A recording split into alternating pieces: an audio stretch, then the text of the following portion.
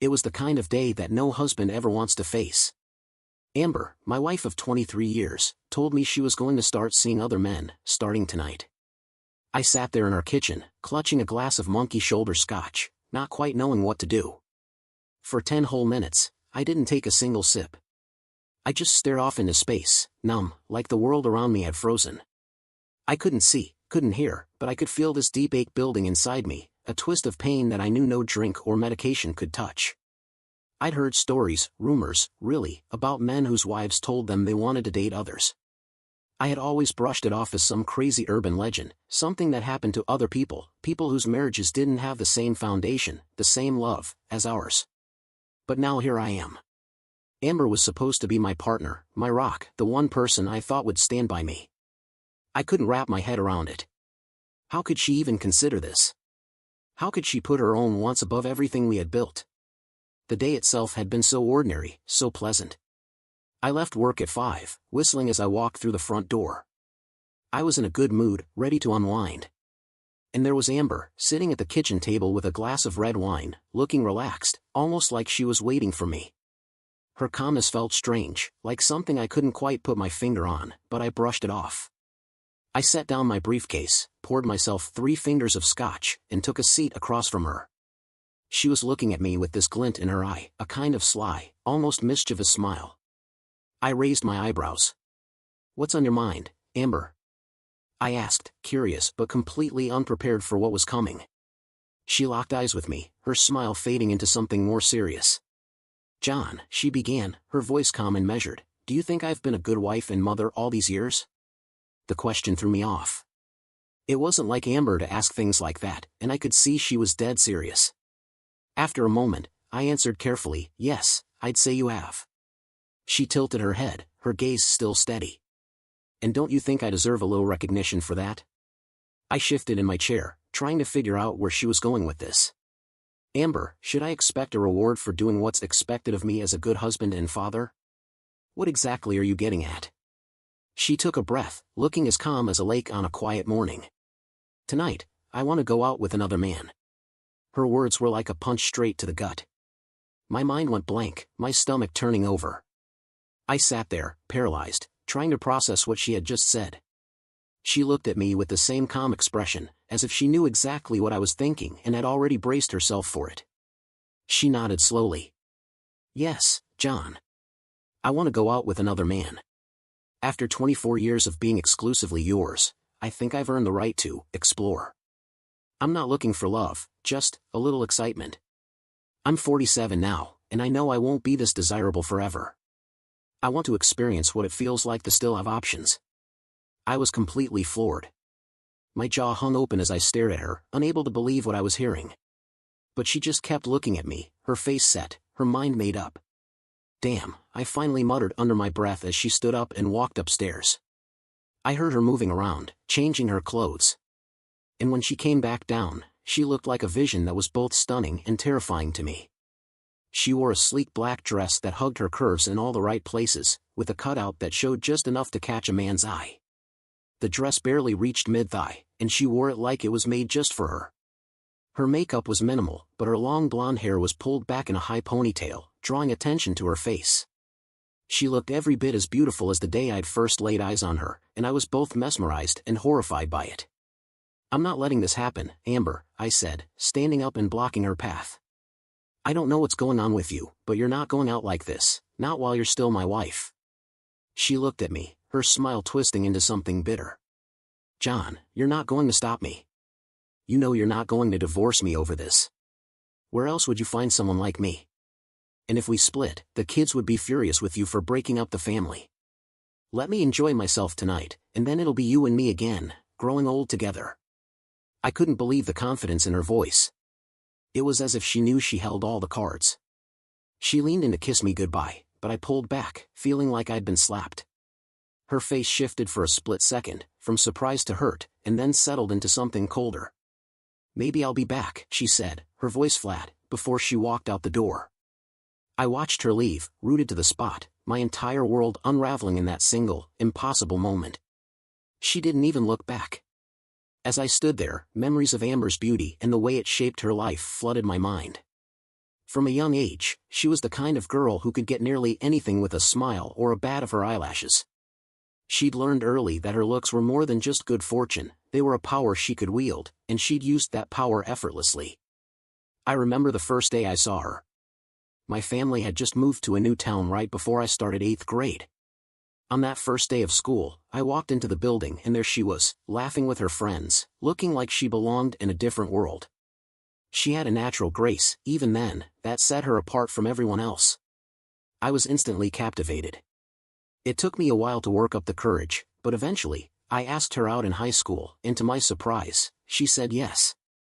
We became that couple, together all the time, inseparable. But she had other admirers, and during junior year, she left me for Mike Lester, a football player with the looks and popularity to match. Back then, I was just a skinny kid trying to find my way, and I knew I didn't measure up.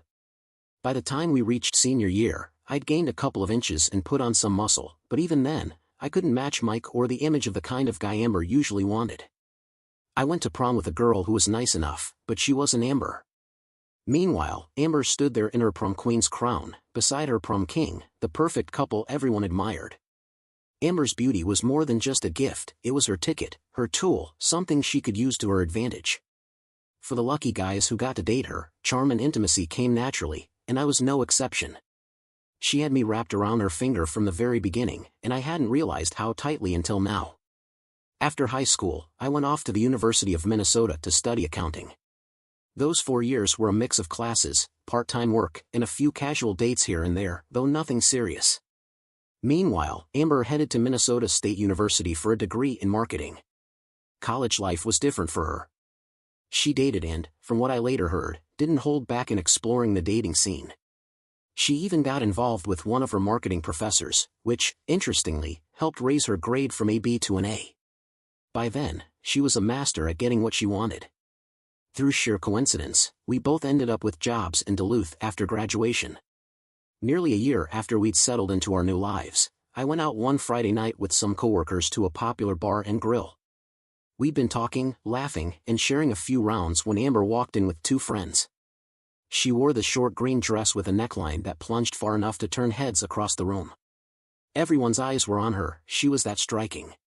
One of my coworkers, Robert Dunn, was the first to break the silence at our table.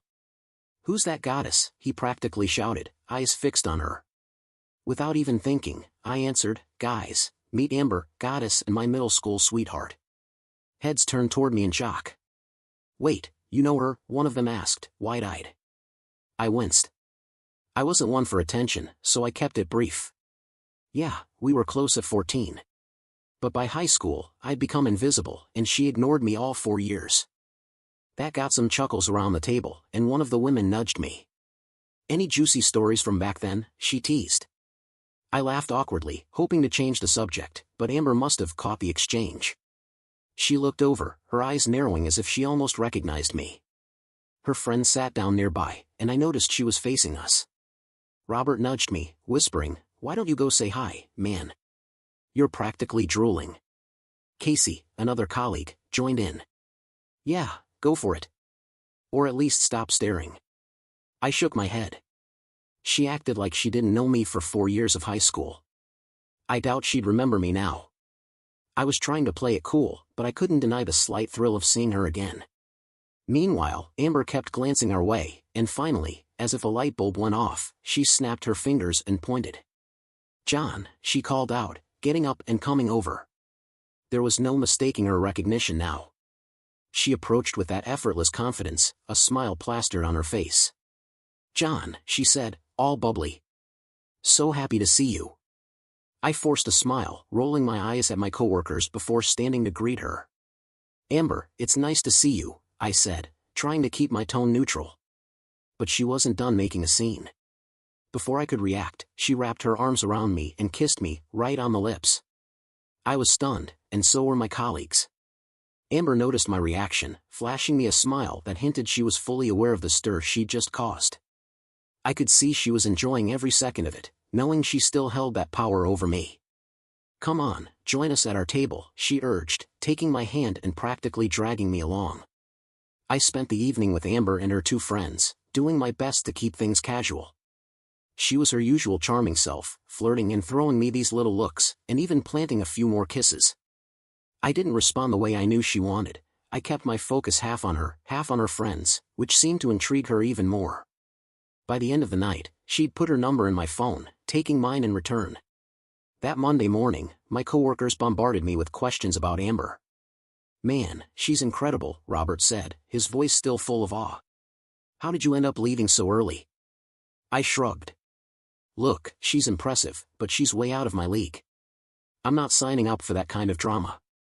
But I wasn't quite done with Amber. 2 days later, I found her waiting by my car after work. She was dressed in an outfit a size too small, flaunting everything she had. My pulse quickened as I approached, and I had to remind myself to stay calm. "Why didn't you call, John?" she murmured, her voice soft and alluring. I tried to keep my eyes from wandering, but it was impossible. Her top was unbuttoned just enough to catch any man's attention, and her skirt barely covered what it needed to. "Damn," I muttered under my breath, trying to steady myself as she leaned in, wrapped her arms around my neck, and kissed me with a passion that left no room for doubt.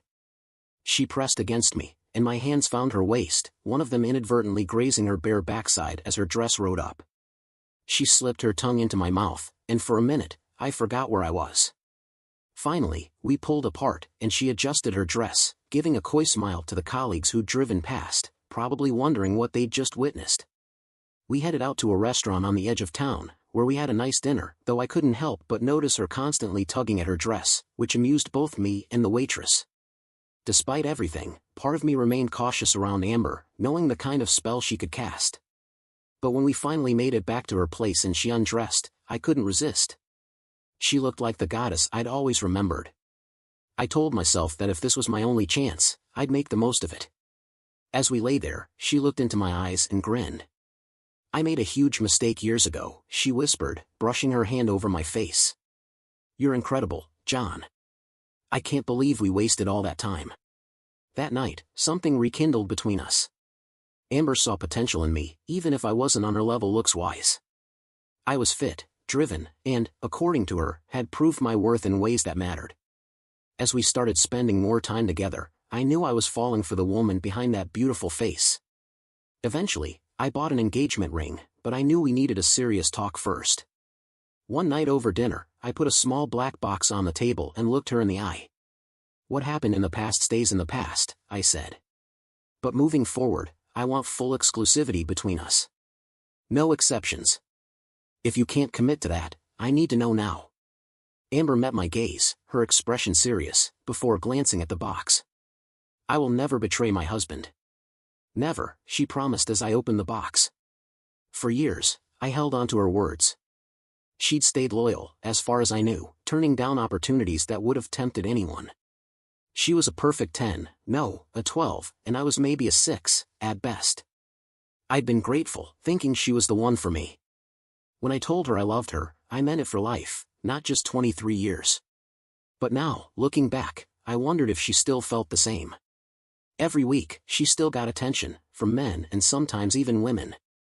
Amber knew she was extraordinary, a rare beauty among the merely attractive, and for 23 years, she had been my everything. I had a pretty good day.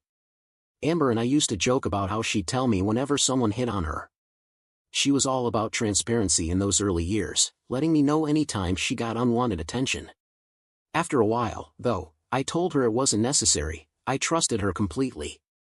I just asked that she tell me if someone didn't take no for an answer, so I could step in if things got out of hand. As for me, women rarely approached. My wedding ring served as a shield, and the moment I met a new woman, I'd make sure to mention Amber and the kids. I figured it was better to put up boundaries from the start, though Amber never seemed to notice how quickly I shut down any potential flirtations. For years, our marriage seemed like something out of a storybook, until a new face showed up at Amber's PR firm, Paulina Lopez. Paulina was like something straight out of a song, with thick dark hair, big brown eyes, and a figure that pulled people in wherever she went. She worked as Amber's assistant at Superior Solutions, and she wasn't shy about flaunting her looks or her stories of wild romances outside her marriage. Though Paulina had been married 15 years, she made no secret of her extracurricular activities, often painting vivid pictures of her passionate rendezvous. One afternoon, over coffee, Paulina leaned in and asked Amber, "So you've never strayed?" Come on, you seem like the perfect wife, but don't you ever crave a little something on the side? Amber laughed and brushed it off. I'm curious, sure, but I could never betray John. But lately, Amber has been feeling insecure. She'd noticed that when we went out, the attention she used to command had started drifting toward younger women. The realization bothered her more than she wanted to admit. Paulina grinned and leaned in closer. Let's play a little game of what if. What if John gave you permission? Would that change things? Amber's expression softened with a hint of intrigue, like she was considering it for the first time. I suppose, if I had his blessing, yeah, that would change everything, she admitted with a mischievous smile. Paulina chuckled. Then maybe you should ask. Everything worth having is worth asking for. Amber looked hesitant, but a spark of intrigue flickered across her face. John would never go for it, she said, shaking her head. Paulina's eyes glinted with mischief. Then make him go for it. Tell him, and if he loves you enough, he'll understand. Besides, you're not looking for love, you've got that with him. You just want a little fun. At that moment, I was waking up to the sound of a car pulling into the driveway. It was past 3 a.m. I glanced at the half-empty bottle of Woodford Reserve beside me as Amber came through the door, looking worse for wear. Her hair was messy, her makeup smudged, and her clothes rumpled. She had an odd look on her face, almost smug. Good night, huh? I said, the sarcasm thick in my voice as I studied her. She rolled her eyes. You didn't have to wait up, she replied, heading straight for the stairs. Good night to you, too. But let's get one thing straight, if this is how it's going to be, I'm done waiting for you. She shot me a glare and kept walking up to bed. I poured myself another drink and settled into the recliner, flipping on ESPN but barely paying attention. By morning, I'd slept fitfully, and as I made breakfast, I heard the shower running upstairs. Usually, Amber would come down in her robe, hair wrapped in a towel, but today she was fully dressed, makeup on, looking ready for the day. She glanced around the kitchen and then at me. Did you leave me anything to eat? She asked coolly. I gestured to the coffee pot. I made coffee. You can make the rest yourself. I paused, looking at her firmly. And since we're both here, let's talk. Amber's eyes widened slightly, probably surprised at my tone. I could tell she'd expected me to be either fuming or withdrawn, not composed. But I wasn't giving her the satisfaction of a meltdown. Don't you want to know how last night went? She asked, sounding almost amused. I clenched my jaw, forcing my voice to stay calm. No, I don't need to hear about that. What I need to know is what your vision for our marriage looks like from here. She took a deep breath, her voice adopting a strangely casual tone. John, as I mentioned yesterday, I want to explore for a while. I'm not looking for love with anyone else, that's for us. But I do want the thrill of something different. You're incredible, but I crave a little variety. I want to enjoy what's out there while I'm still desirable. Afterward, it'll be just us again, growing old together. I'll be yours fully. But for now, I need this. I stared at her, my hands busy making toast and jam as she spoke. She was discussing our entire future, our life together, while buttering a piece of toast like it was just another topic over breakfast. 1,000 questions raced through my mind, but only a few made it to my lips. Is this just about variety? I asked, voice strained. Am I not enough for you? Before she could answer, I continued, so you're proposing an open marriage, then back to monogamy? And that would go both ways, right? I'd be free to see other people too. Amber gave a short laugh, like the idea was amusing to her. The thought of her mild-mannered husband trying to date was apparently laughable. But she nodded, clearly willing to make that concession. Sure, if that's what it takes for you to be on board. But I'd expect it to be strictly physical for you, too. I raised my eyebrows and shrugged. She didn't seem to catch the meaning of my gesture, but I think she had an inkling. Her face brightened slightly as she added, in fact, there's Paulina, my friend from the office. She's great, and I'm sure she'd be interested.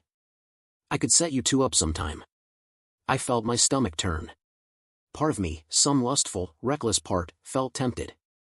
But I wasn't that guy anymore. I shook my head. Thanks for the offer, Amber, but no. That would make me just as much a cheater as you were last night. Her smug smile twisted into a scowl. I am not a cheater, she hissed. Well, if you say so, I replied, meeting her gaze, unflinching. But that doesn't mean I agree to this. She stared back, eyes narrowing. You'll come around, John. I'm doing this, with or without your blessing. Monday morning rolled around, and by 11 o'clock, Paulina was already in Amber's office. She must have picked up on Amber's sour mood. Amber muttered something about me being close-minded, clearly annoyed. Paulina frowned, looking over her shoulder as she shut the office door. So he turned down a date with me, huh? Can't say I expected to be on the table, but I thought I was irresistible. She struck a pose, gesturing to herself with a smirk.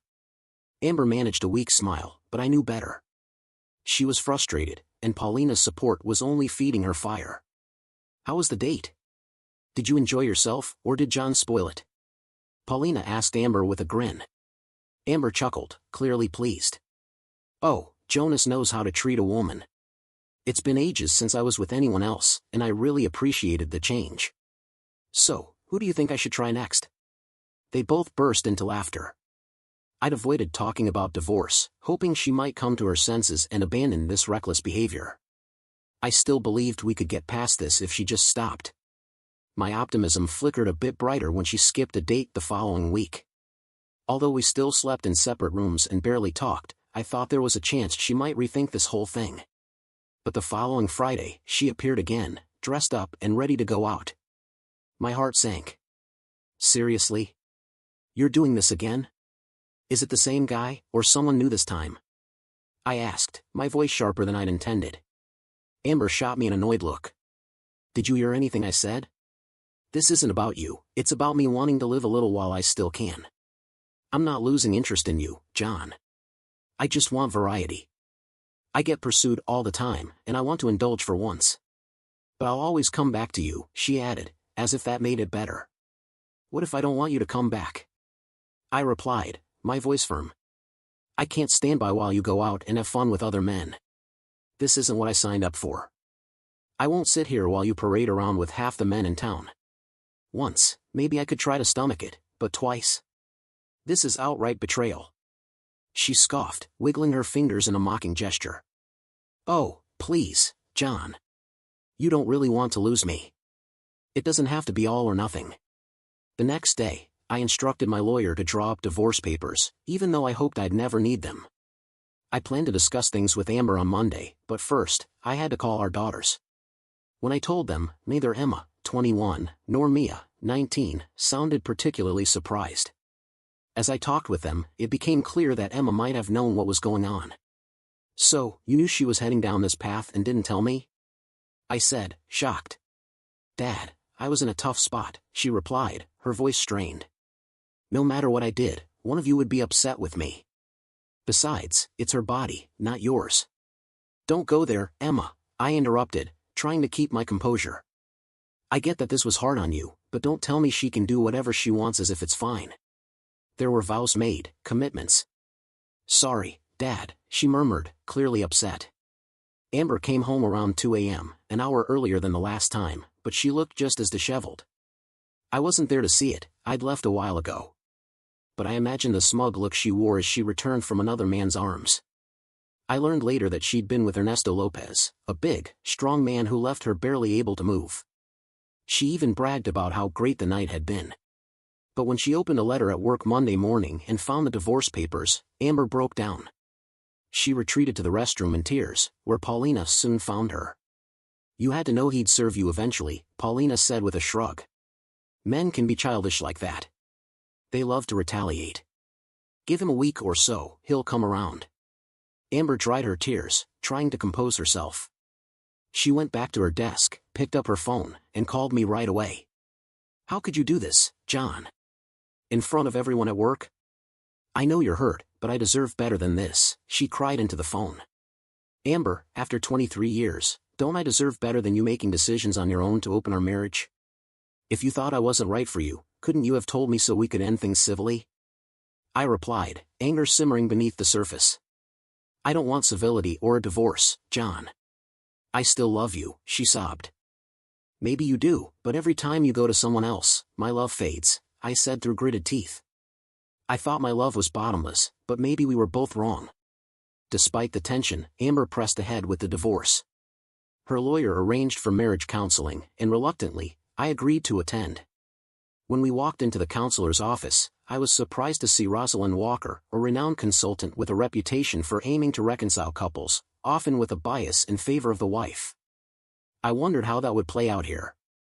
"Let's start with the basics," the counselor said, her voice calm. "Mrs. Brown, did you inform your husband about your intention to date other men for a few years?" Amber shifted in her seat, clearly uncomfortable. "Yes, I did," she said quietly. The counselor's face hardened. "So you wanted this arrangement for yourself, without concern for the impact on your husband?" Amber's face darkened. "That's what I want, but it doesn't mean I don't care about him." The counselor's eyes were like steel. "If you thought for a moment that this behavior could be justified, you're delusional. You should be ashamed of yourself, but clearly, you're not." Amber sat there in stunned silence. Over the next month, she tried calling me almost daily, texting constantly. I ignored nearly every message, having moved into a small apartment nearby. Eventually, she recruited our daughters to contact me. "Dad, do you still love her?" Mia asked one evening over the phone. "If she stopped seeing other men, would you give her another chance?" "Wait, she's still seeing others?" I asked, my voice trembling. The silence that followed was answer enough. Mia never called again to urge me toward reconciliation. News of the divorce spread quickly, and I was surprised by the number of single women at work who reached out, expressing sympathy and offering support. Even some mutual friends, like Montserrat Flores, reached out. She was a longtime friend of Amber's and had known me for years, but I never expected the tone she took with me. "I'd never go after a friend's husband," Montserrat assured me. "But now that you're single, well, things are different." "I'm interested in you, John," Montserrat told me over lunch one afternoon, catching me off guard. Surprised, but flattered, I replied, managing a smile. "But I'm not officially single yet, Montserrat. I won't start anything until the divorce is finalized. Call me old-fashioned, but I'm not about to cheat." Montserrat chuckled. "You're such a Boy Scout, John. It's one of the things I admire about you."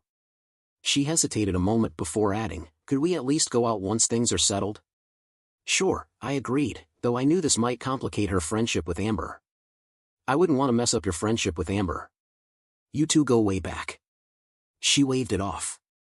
"I appreciate your concern, but I won't let a good opportunity pass just because it's unconventional." She gave me a playful look. "Maybe I'll give you a call once you're officially off the leash." Montserrat was a striking woman, tall, fit, with long, glossy black hair and a sharp wit. I couldn't deny my interest, though her forwardness caught me by surprise. True to my word, I reached out to her on the day my divorce was finalized. We went out for dinner that Saturday night and then stopped by a jazz club afterward. Noticing my awkwardness, Montserrat teased me, "I feel like I'm out with a teenager on his first date."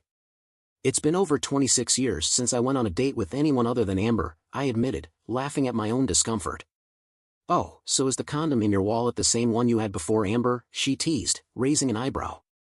I laughed, feeling my cheeks redden. "I didn't even think about that." By the end of the night, we shared a gentle kiss that left us both smiling. I promised to call her again.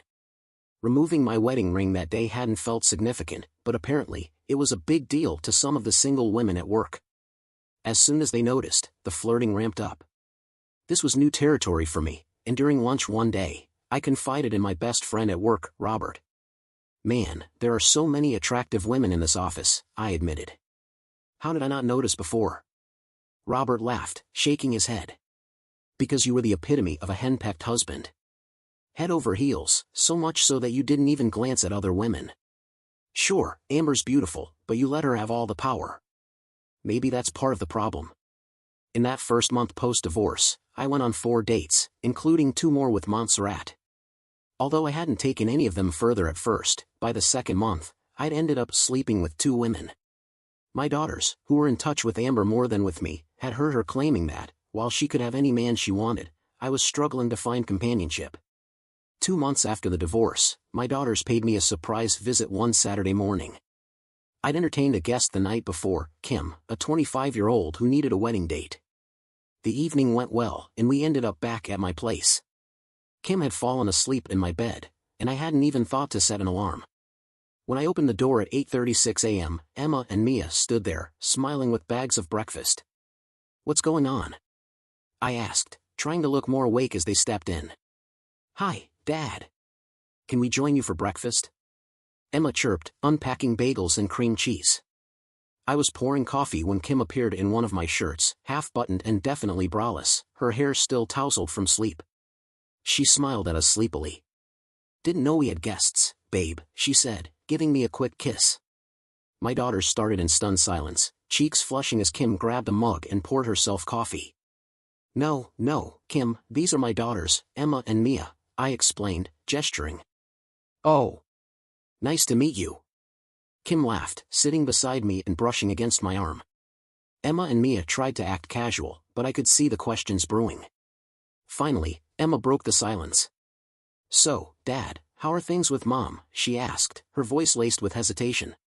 My mood shifted as I remembered the bitterness that still lingered. For the first time, I felt uncomfortable with Kim beside me, though her presence had felt like an escape just minutes earlier. Mia spoke up, her tone gentle. We thought you might miss Mom by now. I shook my head, unable to hide the lingering hurt. I was her anchor, but she's moved on. She's been entertaining, friends in our old bed, 2 at a time, I muttered.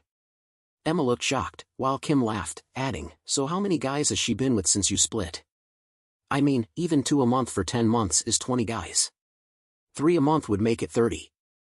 My daughter shot her a look that could kill, clearly unimpressed by Kim's bluntness. It's not my fault if someone else can't keep their legs closed, she muttered, shrugging. Let's not ruin a good breakfast, I said, cutting in. Sorry, Dad, they murmured, glancing between each other and Kim. Emma finally asked, so, are you two a thing? Kim laughed. Oh, don't worry. I'm just friends with your dad.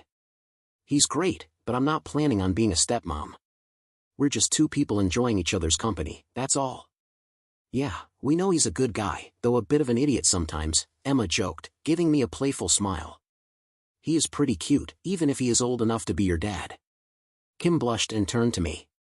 Hey, remember, we've got lunch with the newlyweds at noon. I need to grab some clothes and get ready. My daughters just rolled their eyes as Kim got up to head home. A few weeks later, Emma dropped a comment to Amber during lunch, mentioning Kim. She's my age, Mom. It doesn't seem like a one-time thing, either. They're spending a lot of time together. I don't think he'll be coming back to you anytime soon. Amber bristled. He probably just caught her on a good day. She's likely a loose woman who'll sleep with anyone, she muttered. Emma raised her voice slightly. Dad's a good man, Mom, and no player, but somewhere along the line, everything became about you. Was it worth it? Amber's face paled, her composure faltering for the first time. She couldn't bring herself to admit it, but things weren't going as well as she'd let on. In her conversations with Paulina, she talked about her adventures, but privately, she hadn't anticipated that I would move on so quickly, or that women would find me so desirable. She had assumed I'd spend my days moping over her, not dating. Now, not only had I moved on, but I'd also been seeing several women, including Montserrat, her own friend. She discovered this by chance and assumed it was just a pity date, until she learned of a second. Outraged, Amber confronted Montserrat. I thought we were friends. Amber shouted, cornering Montserrat at a cafe. You're supposed to have my back. Montserrat stayed calm, unfazed by Amber's outburst. Amber, he didn't hurt you. He's a wonderful guy, everything I want in a man. Why shouldn't I date him? Plenty of women are interested in John. He's a catch and a gentleman. Amber stood there, speechless, realizing just how much she'd taken for granted. It was sinking in that she might have made a mistake she couldn't undo. For the first time, she genuinely felt the emptiness of returning to a quiet, lonely house. Each day, Amber faced the reality of sleeping alone, a prospect she dreaded. Meanwhile, my life had taken on a level of activity I'd never anticipated. I used to be content with a simple routine, but things had changed. Work was fulfilling, my social life was lively, and I enjoyed dating women of different ages. I wasn't actively looking for anything long-term, but I appreciated the variety life now offered. One memorable date was with Vicky Price, a striking woman with shoulder-length silver hair streaked with purple. She wore a Milwaukee Brewers cap over her ponytail, and her snug blue Brewers shirt and light blue jeans highlighted her fit, youthful figure. She was 60 but carried herself with a vibrance that drew plenty of looks at American Family Field, where we'd gone to catch a game. Vicky had worked with Amber for over 15 years, and we'd met a few times at company events. "I always thought you were handsome and kind," Vicky had told me when she first reached out. After losing her husband in a car accident 5 years earlier, she hadn't dated much, but eventually, she'd decided to give me a call. I remembered her well. She was the kind of woman who exudes elegance and charm. So when she asked me to dinner, I readily agreed. Our first date was a few months back. We dined at an upscale restaurant and then attended a performance at the Milwaukee Symphony Orchestra, where Vicky had secured tickets. That night ended with a gentle kiss at her door. For our second date, we went hiking on a Saturday. I thought I was in decent shape, but Vicky was a seasoned hiker, and I found myself taking breaks while she chuckled at my efforts. Her physique was impressively toned, and her captivating gray eyes were hard to look away from. Our second date ended with a passionate evening back at her place, the kind of connection that was both tender and exhilarating. For our third date, I suggested a weekend sightseeing trip in Milwaukee, which Vicky happily agreed to. During that outing, she mentioned she had no intention of informing Amber about our relationship. She wouldn't deny it if asked, but there was no need to advertise it. Apparently, Amber had told their coworkers that we'd divorced over irreconcilable differences, a diplomatic version of the truth. I reiterated what I told others. Amber had been unfaithful with at least 2 men, though I didn't share any more details. 2 years after the divorce, I'd built several solid relationships and was enjoying a satisfying social life. Many of the women I dated admired me and saw potential in our connection, though I wasn't rushing into anything. I wanted to rebuild trust and perhaps, one day, pursue marriage again. Amber, on the other hand, hadn't been interested in any serious connections. She'd told me long before we divorced that she was only seeking physical encounters. This contrast between us, me seeking companionship, her chasing thrill, seemed to be the reason why we were both better off apart. But this difference presented a challenge for our daughter, Emma, who was deep into planning her wedding, funded by me. When Amber suggested to Emma that we both attend the wedding unaccompanied to avoid any tension, Emma reluctantly agreed and brought it up to me over lunch. "Is this your idea or your mother's?" I asked, narrowing my eyes. Emma sighed. "Mom thought it'd keep things easier. You know, to avoid any drama." I shook my head. "I'm paying for this wedding, and I intend to enjoy it with a date by my side. I took dance lessons specifically for your wedding, and I'm looking forward to it. There's no but about it, Emma. If she wants to come alone, fine. If she wants a date, fine. But I'm bringing a date, and I won't hear any more about it." Emma nodded, understanding my point. "All right, Dad, I'll talk to her. And I can't wait to see those dance moves. Just, could you bring someone a little closer to your age?" I laughed. "Maybe, but you'll have to get used to seeing me and Kim on the dance floor." When the big day came, I escorted Montserrat Flores to the wedding. We disagreed about the sea green dress I'd picked for her, but I wanted her to have something new, and she eventually wore it. Walking Emma down the aisle was as emotional as I'd expected, a blend of pride and bittersweet joy. It was a wonderful day, and as I looked around, I felt grateful for everything in my life that had led me to this moment. The reception was lively, and Montserrat, the kids, and I all danced well into the night. The only moment of tension came when Amber arrived with her own date. I wasn't bothered by it. Throughout the wedding, Amber's date behaved like a boorish drunk, leering at me and later at several other women. When Emma asked her to do something, Amber swiftly escorted him out, visibly embarrassed. Later, in a brief encounter near the restrooms, she confronted Montserrat, accusing her of stealing her man. Montserrat remained calm, denying the accusation. "John divorced you before we ever began dating," she said quietly, walking past Amber without further argument, unwilling to spoil Emma's special day. Months after the wedding, Mia stopped by my place, looking uncomfortable. I could tell something was bothering her, so I asked, "All right, Mia, what's on your mind? You've been on edge all evening." Her face flushed. Dad, you know, sometimes Mom talks about reconciling. She says she wants to win you back once she's done dating around." She paused, struggling to find the right words. "I guess I just wondered if you two, you know, had gotten close or anything?" I bristled. "My personal life isn't really your concern, young lady. But no, I haven't been with your mother, if that's what you're asking. What's going on?" Mia hesitated, glancing away. "Well, the thing is, Mom has an STD, Dad." I overheard her telling a friend she was treated for syphilis.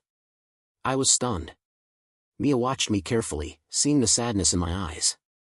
I appreciate you telling me, honey, I replied, my voice softened. But it's standard practice to let partners know so they can get tested. I didn't know that. I just wanted to make sure you were okay, she said quietly. I know Mom's still seeing other people. It's just hard when people talk about her, you know? A few days later, Vicky called, voicing similar concerns. She'd heard the rumors, likely worrying about her own health.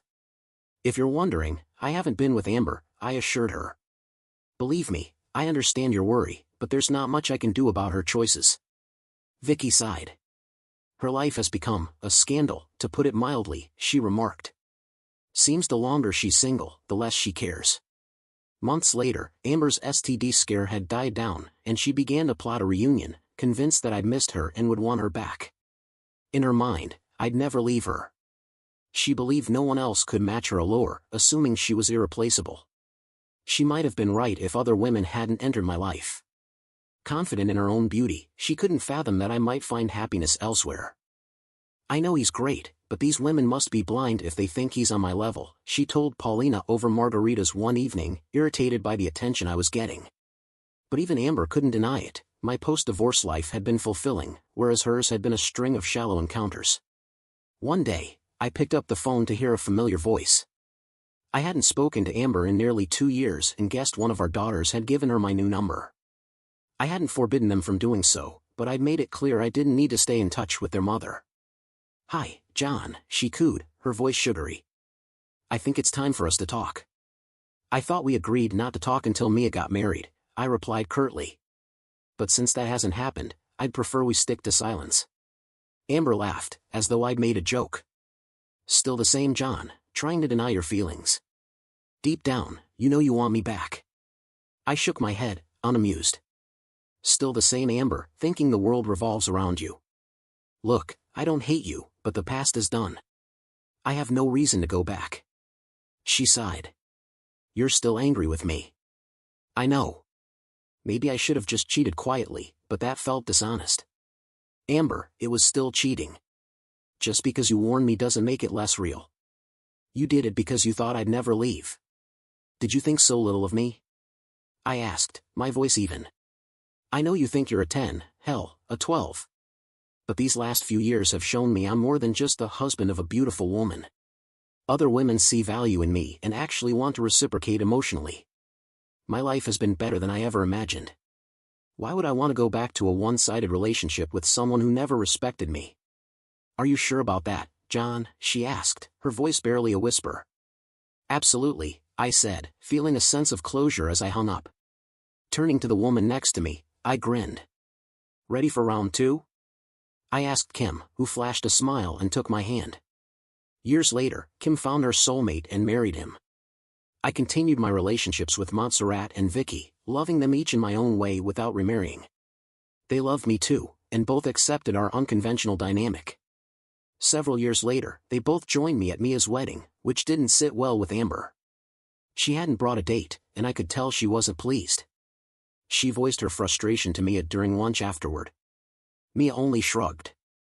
After Emma, Montserrat and Vicky are the closest people in Dad's life. They love him for who he is and put him before their own needs, which I can't say for everyone. He was yours, and you left him just because you feared aging and thought he'd have no other options. Turns out you were wrong. I was content with my life, even if it hadn't been my original plan. Leaving a situation I'd once deemed unacceptable led me to something better, something I hadn't expected. As for Amber, she was still attractive and frequently approached, enjoying short-lived relationships but finding nothing lasting. Reflecting on her choices, she sometimes admitted, if only to herself, that she regretted the path she'd chosen. I'd been hers to keep, but in her search for more, she'd let it all slip away.